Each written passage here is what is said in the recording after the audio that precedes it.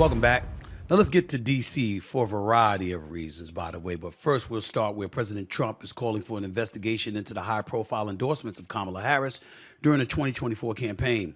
The move comes after Bruce Springsteen criticized the president last week during his European tour. Springsteen called the Trump administration, quote, corrupt, incompetent, and treasonous in front of a live audience. President Trump didn't take those words too kindly and went on Truth Social with the following, quote, how much did Kamala Harris pay Bruce Springsteen for his poor performance during her campaign for president? Why did he accept that money if he is such a fan of hers? Isn't that a major and illegal campaign contribution? What about Beyonce? And how much went to Oprah and Bono? I'm going to call for a major investigation into this matter. Candidates aren't allowed to pay for endorsements, which is what Kamala did under the guise of paying for entertainment. In addition, this was a very expensive and desperate effort to artificially build up sparse crowds. It's not legal. For these unpatriotic entertainers, this was just a corrupt and unlawful way to capitalize on a broken system. Thank you for your attention to this matter, end quote. The post from Trump revives previous accusations that the Harris campaign paid Oprah Winfrey and others for campaign appearances and endorsements of the Democratic nominee. Here's the deal. Couple of things to point out. First of all, I want to say this. I think calling for an investigation is a bit extreme just because somebody says something negatively about you, Mr. President. I think you got bigger fish to fry and more important things to matter. You still got the tariff war going on. I know there's a 90-day reprieve with you in China and us in China, rather, and I get that part. Ukraine and Russia calling for an immediate ceasefire, according to you. Still important matters. The Israeli-Hamas conflict, what's happening, the folks, the Palestinian women and children and stuff like that, and you having to resolve that issue with Israel and Hamas, Iran being involved, Hamas seen as a proxy to Iran. We get all that. There's a lot of stuff to deal with, man.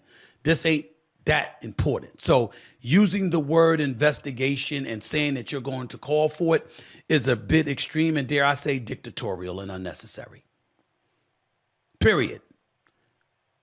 Having said that, let me articulate that I don't disagree with President Trump about everything he said.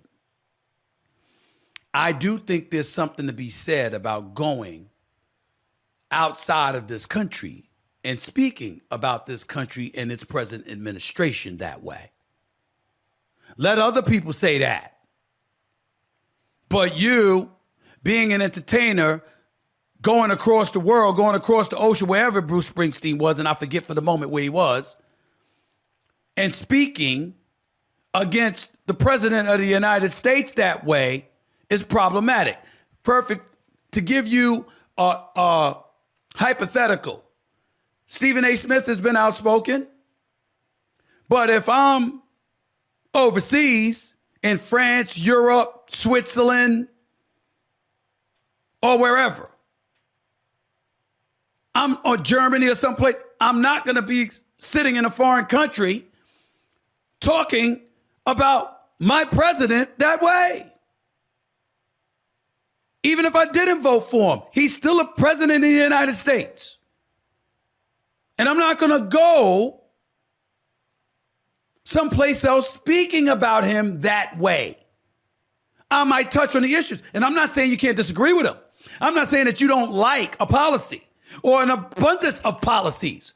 Well, I don't like the tariff. You can say I don't like the tariffs. You can say I don't like what's going on with the war. You can say I don't like the state of our economy. You don't say I don't like the state of our politics. But when you say corrupt, inept, and stuff like that on foreign soil, I don't have a problem with the president having a problem with that. There's a time and place for every truth. Michael, Aaron, Sherry. There's a time and a place. We're not debating truth or falsehood here. We're saying if you are an American, if you're about the red, white, and blue,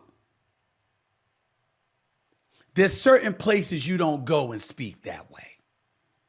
There's a time and place for everything. Bruce Springsteen knows that better than anybody. Every truth ain't meant to be told at every single time. There's certain things you don't do. As it pertains to Kamala Harris and the Democratic Party paying folks to endorse them, this is not the first time those stories have been broached. Remember Oprah's production company and what it purportedly received? Remember, even though there's no evidence that Beyonce was paid a dime, remember what they were saying about her in terms of the connection and how the Harris campaign was able to convince her to endorse her publicly. We've seen a bevy of folks in Hollywood